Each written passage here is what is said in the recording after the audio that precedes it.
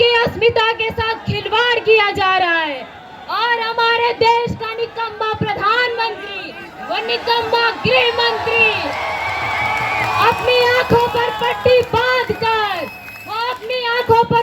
बांधकर electoral bond के जरिए डील करने में बिजी है। वो कहता है साथी कि तुम मुझे चंदा दो, मैं तुम्हें धंधा दूंगा। तो ये निकम्मापन नहीं चलेगा। मैं अपनी कैंपस की महिलाओं से कहना चाहती हूँ कि बीएचयू के अंदर जहाँ से मैंने ग्रेजुएशन किया है, इन्हीं संघी गुंडों ने, इन्हीं संघी रेपिस्टों ने, आईआईटी के इन संघी गुंडों ने उस आईआईटी की महिला का गैंगरेप किया था। और इस तरह यही संघी गुंडे हैं जो हम महिलाओं के साथ जघन्य आपराधिक मामले करते हैं साथी।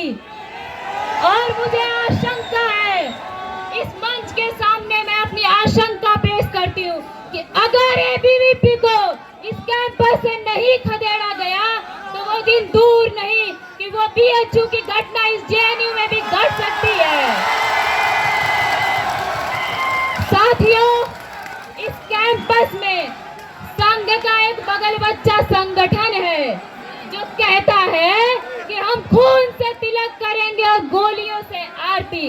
अरे भाई बताओ, संघी गुंडों बताओ कि तुम किस बिरादरी के लोगों का खून से तिलक करना चाहते हो? क्या तुम हम महिलाओं का, किस मजहब के लोगों का खून से तिलक करना चाहते हो? क्या हम महिलाओं की गोलियों से आरती उतारना चाहते हो? क्योंकि हम महिलाओं की बेखौफ आजादी, हमारा बेखौफ घूमना, हमारा बेखौफ चलना और बेखौफ इनके सामने आकर राजनीति करना इनके पेट से पचता नहीं है साथी, क्योंकि ये सामंती लोग हैं। अरे ये तो उस मनु के चेले हैं जिस मनु ने कहा था कि महिलाओं को घर के अंदर बंद करके रखना चाहिए। और साथियों, जिस तरीके से इस कैंपस में पीएचडी में जेंडर डिप्रीवेशन पॉइंट खत्म करके लगातार इस कैंपस में महिलाओं की आबादी को कम किया जा रहा है, ये चाहते हैं कि महिलाएं जो थोड़ी सी बची हैं कैंपस में वो इस कैंपस को छोड़कर चली जाए, लेकिन हम ऐसा नहीं होने देना चाहेंगे।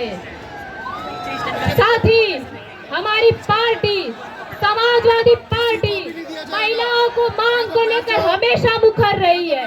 और जब रिजर्वेशन बिल लाया गया, हमारे नेताओं ने सवाल किया कि इसमें स्मृति ईरानी को तो जगह है, लेकिन भगवतिया देवी को जगह क्यों नहीं है? महाराजी देवी को जगह क्यों नहीं है? उस घास छीलने वाली महिला को जगह क्यों नहीं है? उस गोबर पाथने वाली महिला को जगह क्यों नहीं है? और जब उन महिलाओं को जगह नहीं होगी तो ऐसा कोई कानून, ऐसा कोई बिल हम पारित नहीं होने देंगे साथी। और हम जब भी ऐसा कोई कानून आएगा उसका पुरजोर विरोध करेंगे। साथियों, इस कैंपस में हिंसा के साथ साथ 50 सालों से बहुजन प्रतिभाओं का कत्लेआम जारी है। वाइवा के अंदर बैठ कर ये द्रोणाचार्य प्रोफेसर हम बहुजनों का अंगूठा काट रहे हैं। और साथ ही मैं ये बात कोई हवा में नहीं कह रही हूँ, इसी जेएनयू प्रशासन द्वारा बनाई गई ये अब्दुल नाफे कमेटी की रिपोर्ट चीख चीख कर कहती है, ये चीख चीख कर कहती है रिपोर्ट कि बहुजन लोगों के साथ वाइवा में डिस्क्रिमिनेशन किया जाता है।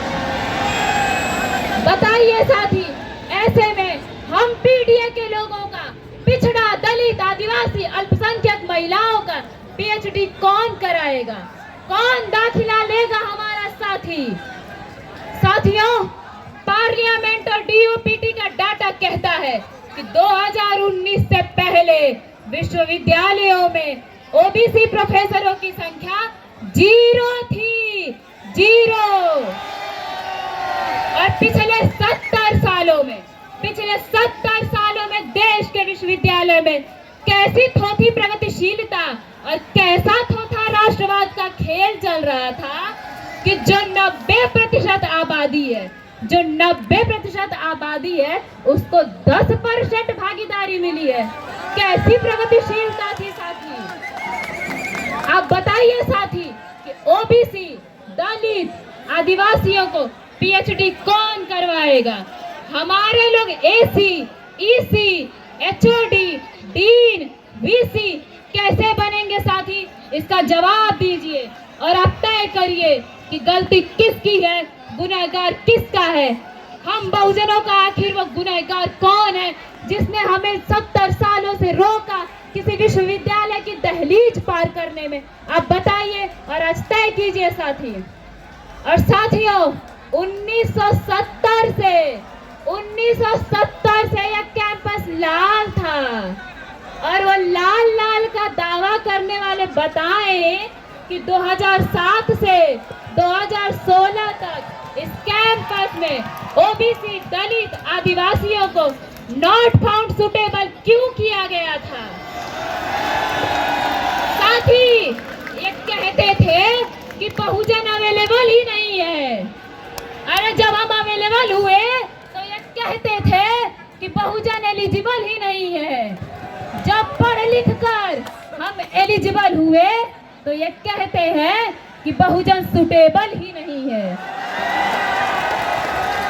ये कैसा घिनौना मजाक कर रहे थे आप हमारे साथ? कैसी थोथी प्रगतिशीलता थी आपकी? अरे आप हर बार कपड़ा बदल के आते हैं लेकिन अंदर से आप वही सामंती हैं जो बहुजनों का अंगूठा काटते हैं। आप वही द्रोणाचार्य हैं साथी जो हमें एनएफएस कर देते हैं। और साथी मैं जिस स्कूल से हूँ, जिस सेंटर से हूँ, सेंटर ऑफ इंडियन लैंग्वेजेस में अभी हाल ही में एक ओबीसी प्रोफेसर की सीट एनएफएस की गई है। और बड़े शर्म की बात है, बड़े शर्म की बात है साथी कि इंटरव्यू देने में जेएनयू का पीएचडी होल्डर शामिल था। बताइए कि जेएनयू का पीएचडी किया हुआ व्यक्ति जेएनयू में ही प्रोफेसर बनने के लिए सुटेबल नहीं है, तो वो एलिजिबिलिटी का क्राइटेरिया क्या है? क्या संघ में जाके लाठी बाजना एलिजिबिलिटी का क्राइटेरिया है? Speaker please address to the chair. साथियों, सबसे ज्यादा दयनीय स्थिति इस कैंपस में माइनॉरिटीज की है। सबने माइनॉरिटीज को वोट बैंक की तरह प्रयोग किया है लेकिन किसी ने उनकी भागीदारी सुनिश्चित नहीं की है। हमारी पार्टी ने उत्तर प्रदेश में सबसे ज्यादा अधिकार माइनॉरिटीज को दिया है, उनकी भागीदारी सुनिश्चित की है। और अपनी पार्टी के नक्शे कदम पर चलते हुए हम इस कैंपस में माइनॉरिटीज के लिए इस मंच से माइनॉरिटी रिजर्वेशन और माइनॉरिटी डिप्रोशन पॉइंट की मांग करते हैं। और जो ओबीसी साथी आज डिबेट को सुन रहे हैं, मैं उन्हें बता देना चाहती हूँ कि 2007 में जब मंडल 2 लागू हुआ तो मिनिस्ट्री ने speaker please wind up your speech, your time is over. Hostel बनाने के लिए speaker please wind up your speech, your time is over. Speaker please wind up your speech, your time is over. Speaker please wind up your speech, your time is over. Speaker please wind up your speech.